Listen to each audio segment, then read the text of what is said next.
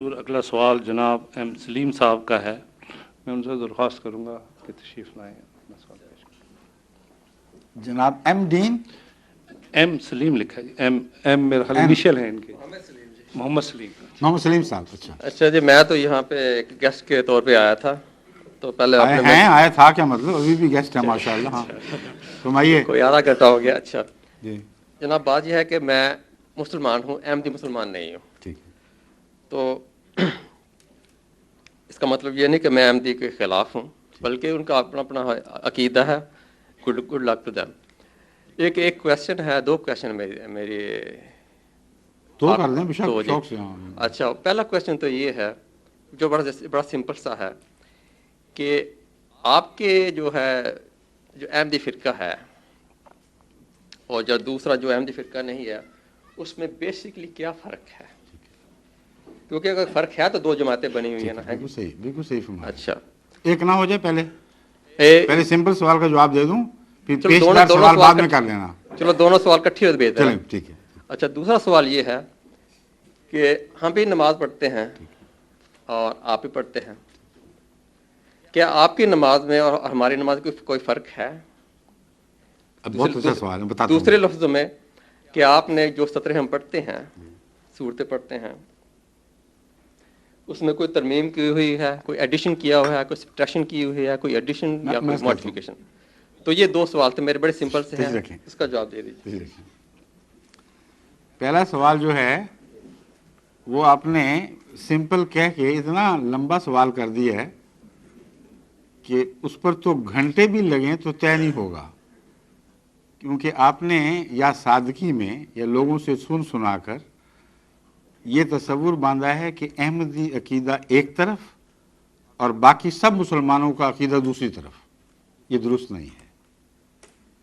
مسلمان 72 فرقوں میں بٹے ہوئے ہیں اور ہر فرقے کا دوسرے سے اختلاف اس سے زیادہ ہے جتنا احمدیوں کا سنیوں یا شیعوں یا دوسروں سے اختلاف ہے. میں اپنا بنیادی عقیدہ آپ کو بتاؤں گا جو فرق کرنے والا ہے، اور آپ کو یہ سمجھاؤں گا کہ اس وہم میں مبتلا نہ ہوں کہ باقی سارے ایک ہی عقیدہ رکھتے ہیں. زمین آسمان کا فرق ہے دیگر مسلمانوں کے عقائد میں آپس کے اختلافات کے لحاظ سے. مثلا اسماعیلی فرقے کے ایک دوست تشریف رکھتے ہیں، اب وہ آپ کو بتا سکتے ہیں کہ اسماعیلی عقیدہ اور آپ کا سنی عقیدے میں زمین آسمان کا فرق ہے. امامت کا تصور ہی مختلف ہے. اور وہی آپ کو بتا سکتے ہیں کہ اثنا عشری شیعہ فرقوں میں اور اسماعیلی فرقے میں بہت بڑا فرق ہے. عبادت کے طریق میں فرق ہے، مسجدوں کی بناوٹ میں فرق ہے. مسجد میں کون سی تصویر لٹکی ہوتی ہے جس سے جا کے مناجات کی جاتی ہیں. تو یہ میں صرف ان کو الگ امتیازی طور پر پیش نہیں کر رہا، اس لیے کہ بیٹھے ہوئے ہیں، آپ ان سے الگ بات جا کے پوچھ لیں، یہی بات آپ کو بتائیں گے. تو پہلا تو آپ کا سوال غلط تاثر پیدا کرتا ہے. احمدی اور دیگر مسلمانوں میں ایسا فرق نہیں ہے کہ باقی سب متحد اور ایک جیسے عقیدوں پر قائم ہوں اور احمدی ہی مختلف عقیدہ رکھتے ہوں. اب احمدی فرق کیا ہے جو سب کے درمیان اور احمدیوں کے درمیان تفریق کر دیتا ہے؟ یہ بات ہے. وہ صرف یہ فرق ہے کہ ہم مانتے ہیں کہ جس امام کو خدا نے بھیجنا تھا، جس کا وعدہ فرمایا تھا، وہ آ چکا ہے، وہ ظاہر ہو چکا ہے، اور تم لوگ انتظار میں بیٹھے ہو. اس کو پہچان نہیں سکے یا ضد اور تعصب کی وجہ سے اس کا انکار کر بیٹھے ہو. اور دوسرا بنیادی فرق یہ ہے کہ عیسیٰ علیہ الصلوۃ والسلام فوت ہو چکے ہیں، زندہ آسمان پر نہیں بیٹھے ہوئے. ان کا انتظار کر کے اپنے مستقبل کو مزید برباد نہ کرو. آسمان سے کوئی نہیں اترے گا، جس نے آنا تھا وہ آ گیا ہے. یہی عیسیٰ ہے، یعنی مانوی طور پر یہی مہدی ہے. اس کو مانو تو تمہارا بھلا ہے. اور اسلام کے اندر جو افتراق ہے اس کو مٹانے کا یہی ایک حل ہے کہ خدا کی طرف سے آئے ہوئے کو مان جاؤ اور ہر فرقے سے نکل کر اس کے گرد اکٹھے ہو. ہم سمجھتے ہیں یہی وہ ایک وحدت کا توحید کا طریق ہے. جب تفریق ہو جائے تو آسمان سے آئے ہوئے امام کے سوا کبھی اس تفریق کو اکٹھا نہیں کیا جا سکتا. اجتماع کی ایک ہی صورت ہوتی ہے، اللہ کی آواز پر اکٹھے ہو جاؤ. اور یہ کوئی ایسا مسئلہ ہی نہیں ہے جو سمجھ نہ آ سکے. حضرت عیسیٰ علیہ السلام تشریف لائے، امت موسوی 72 فرقوں میں بٹی ہوئی تھی. آپ نے کوئی ایسا فارمولہ نہیں پیش کیا کہ 72 فرقوں کے اختلاف مٹا جوا کے ایک جھولی میں ڈال دیا گیا ہو. آپ نے جو فارمولہ پیش کیا اس کو سب نے رد کر دیا. آپ کی امامت سے منکر ہو بیٹھے. اور وہ پہلی بار ہے کہ امت موسوی اس زمانے میں ایک چیز پر اکٹھی ہو گئی ہو. اس سے پہلے کبھی اکٹھی نہیں ہوئی تھی. قرآن کریم ان کے اختلافات افتراق کا کثرت سے ذکر فرماتا ہے. پھٹ گئے ان کے دل، وہ ایک دوسرے سے جدا ہو گئے. اکٹھے ہوئے تو کس بات پر ہوئے؟ الکفر ملت واحدہ. امام وقت کے انکار پر جو پھٹی ہوئی قومیں وہ بھی اکٹھی ہو جایا کرتی ہیں. بس آج جو سوال اٹھا ہے وہ اس غلط فہمی کی وجہ سے اٹھا ہے. امت محمدیہ تو بڑے لمبے عرصے سے بڑھتی چلی آ رہی ہے. احمدیت کو سر دست بھول جائیں، وہابی، سنی، بریلوی، شیعہ اور اثنا عشری اور اسماعیلی اور پھر علوی وغیرہ وغیرہ اختلافات تو اتنے شدید اور کثرت سے رہے ہیں کہ مسلسل آپس میں لڑائیاں رہی ہیں، خونریزیاں رہی ہیں، مسجدیں مسمار کی گئی ہیں، قتل و غارت ہوا، زندہ جلا دیا گیا اختلافات پر. تو آج جو اکٹھا آپ کو نظر آ رہا ہے وہ صرف حضرت مرزا صاحب کے انکار کا اکٹھ ہے، اس کے سوا کوئی اکٹھ نہیں. آپ ان سے پوچھیں کہ اچھا ہمیں ایک وہ تو عقیدے بتاؤ جس پہ تم سب اکٹھے ہو، پھر آپ کو سمجھ آ جائے گی. اکٹھے ہیں ہی نہیں. ہر مسجد شروع میں ایک دن میں رمضان شروع ہونے کی قائل تھی، عید آئی تو پھٹ گئے اسی وقت. ایک مہینہ نہیں صبر کر سکے اتحاد پر. انہوں نے آپ کو کیا اتحاد کی تعلیم دینی ہے؟ بس یہ بنیادی چیز ہے. جماعت احمدیہ اس فارمولے پر مسلمانوں کو اکٹھا کرنے کے لیے قائم فرمائی گئی جو ہمیشہ سے اللہ تعالیٰ کا فارمولہ ہے کہ جب لوگ پھٹ جائیں اور بٹ جائیں تو اللہ امام بھیجا کرتا ہے. اس امام کی شدید مخالفت ہوتی ہے، لیکن وہ مخالفت اس کو مار نہیں سکتی. یہ قطعی نشانی ہے. جھوٹے امام بھی آتے ہیں لیکن مٹ جاتے ہیں مخالفتوں میں. وہ ہر مخالفت کے بعد پہلے سے زیادہ طاقتور ہو کے نکلتا ہے. جتنا اس کو سکیڑنے کی کوشش کرو اتنا بڑھتا چلا جاتا ہے. یہ تاریخ جماعت احمدیہ کے حق میں ظاہر ہوئی ہے کہ نہیں، یہ دیکھ لیں آپ. اور جب سے ان علماء نے مخالفت شروع کی ہے اور اتحاد کیا ہے مخالفت پر، اس وقت سے ان مجاہدین کو پاکستان میں جہاں سب سے زیادہ مخالفت ہے، اللہ تعالیٰ نے کیا کیا برکتیں عطا فرمائی ہیں. کیا ملک پارا پارا نہیں ہو گیا؟ کیا ہر گلی دوسری گلی سے جدا نہیں ہو گئی؟ کیا عزتوں کا احترام کلیتاً اٹھ نہیں گیا؟ کیا رمضان میں گینگ ریپ کے واقعات نہیں ہوئے؟ کیا بچوں کی زندگی کا امن اٹھ نہیں اٹھا؟ کیا اغوا کے واقعات بڑھ نہیں گئے؟ ڈاکہ، چوری، قتل و غارت، دھماکے، بندوق کی نالی پر لوٹ لینا، یہ کیا گھر گھر روزمرہ ہونے والے واقعات نہیں ہیں؟ خدا یہ انعام دیا کرتا ہے اپنے نیک مجاہد بندوں کو.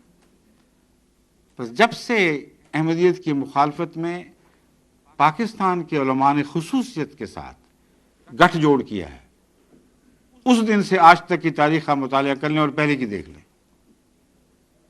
زمین و آسمان کا فرق پڑ چکا ہے. سیاست پھٹ گئی، صوبے جدا جدا ہو گئے، لوگوں کے دل پھٹ گئے، ظلم اور سفاکی کا دورہ ہو گیا، عدالتوں سے انصاف اٹھ گئے. اب یہ خدا اپنے نیک پاک بندوں کو جو اس کی خاطر جہاد کرتے ہیں ایسا اجر تو نہیں دیا کرتا. کبھی سنا ہے آپ نے کہ خدا نے ایسا اجر دیا ہو؟ تو اگر ہم جھوٹے ہیں تو یہ پکے جھوٹے ہیں، کیونکہ ان کے ساتھ خدا نے جھوٹوں والا سلوک کر کے دکھا دیا ہے. جو کبھی بھی سچوں کے ساتھ نہیں کیا. اور ہمارا کیا حال ہے؟ جب سے ہمیں انہوں نے اسلام سے باہر نکال کر پھینکنے کی کوشش کی ہے، جماعت احمدیہ کو اتنی تیزی سے دنیا میں ترقی نصیب ہوئی ہے کہ پہلے جو 100 سال میں نہیں ہوتی تھی وہ ایک سال میں ہونے لگ گئی ہے. گزشتہ سال اللہ تعالیٰ کے فضل کے ساتھ جلسہ سالانہ پر جو ٹیلی ویژن کے ذریعے میں نے بیعتیں لی تھیں ایک سال کی 16 لاکھ تھیں. اب بتائیں ایک دن میں 16 لاکھ بیعتیں سال بھر کی مگر اکٹھی ایک دن میں ہوئی ہیں. یہ کسی احمدی کے میرے یہاں آنے سے پہلے خواب و خیال میں بھی نہیں تھا. چند ہزار ہوا کرتی تھی. تو یہ سلوک خدا نے عجیب شروع کر دیا ہے. خدا کو ہو کیا گیا ہے؟ جھوٹوں کو اتنی برکت اور سچوں سے ایسی دشمنی کہ جو تھوڑا بہت سچ رہ گیا تھا وہ بھی ان سے کھینچ نکالا. اتنا جھوٹ بولا جا رہا ہے کہ آدمی شمار ہی نہیں کر سکتا. اس لیے ان باتوں پر غور فرمائیں تو آپ کو فرق کی وجہ صاف سمجھ آ جائے گی. ہم ایک امام کو ماننے کی وجہ سے امت سے جدا کیے گئے اور اس امام کی مخالفت کی بنا پر یہ اکٹھے ہوئے. آپس کے عقیدے کے اتفاق کی وجہ سے اکٹھے نہیں ہوئے. آج تک اسی طرح ہے. جو وہابی عقیدہ تھا اب بھی وہابی عقیدہ ہے، جو شیعہ عقیدہ تھا اب بھی شیعہ عقیدہ ہے. اس لیے اتفاق کیسا ہوا؟ جی آجائے اوپر سامنے. ایک بات یہ ہے کہ نبوت کے بارے میں آپ کا کیا کانسیپٹ ہے؟ فار ایگزامپل دیکھیے جب وہ فوت ہو چکے تھے تو کیا نبوت ختم ہو گئی تھی کہ is it still continuing from your side?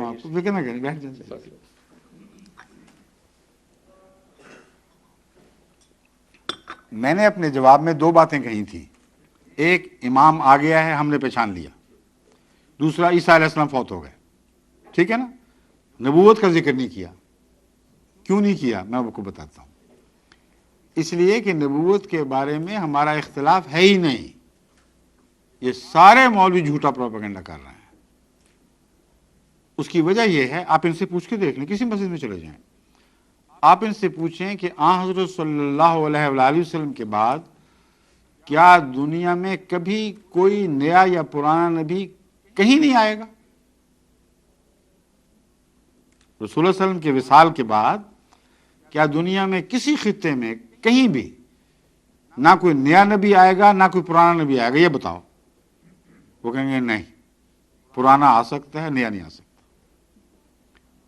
محمد رسول اللہ سے پہلے کا نبی دوبارہ آ سکتا ہے. یہی ان کی بدنیتی ہے جس کی وجہ سے عیسیٰ کو زندہ بنایا ہوا ہے. اب ان سے آپ پوچھیں کہ تم تو کہتے تھے امت محمد رسول اللہ صلی اللہ علیہ وسلم پر نبوت ختم ہو گئی، تو اب کہتے ہو پرانا نبی دوبارہ آئے گا. اگر ضرورت نہیں تھی نبوت کی تو لایا کیوں جائے گا؟ وہ کہیں گے اسی لیے تو زندہ رکھا ہوا ہے کہ رسول اللہ علیہ وسلم کے آنے سے نبوت تو ختم ہو گئی، نبوت کی ضرورت ختم نہیں ہوئی. یہ کسی معقول آدمی کو قابل قبول ہے ہی نہیں، کیونکہ اللہ تعالیٰ پر حملہ ہے، اس کی حکمت پر حملہ ہے. کوئی آدمی کہہ دے کہ روٹی کی ضرورت ہے، وہ روٹی کی سپلائی بند. اب یہ بڑا ظلم ہے. روٹی کی ضرورت ہے، سپلائی بند. کہتے نہیں ہم بیک ڈور سے لے آئیں گے، فکر نہ کرو. کوئی معقول بات ہے؟ بس فرق صرف یہ ہے، ہم کہتے ہیں ضرورت ہے، کہتے ہیں یہ بھی کہتے ہیں ضرورت ہے. ہم کہتے ہیں فرنٹ ڈور سے روٹی آئے گی. محمد رسول اللہ کی امت سے وہ پیدا ہوگا جس کو خدا تعالیٰ نبوت کی ضرورت پوری کرنے کے لیے امت محمدیہ میں بھیجے گا.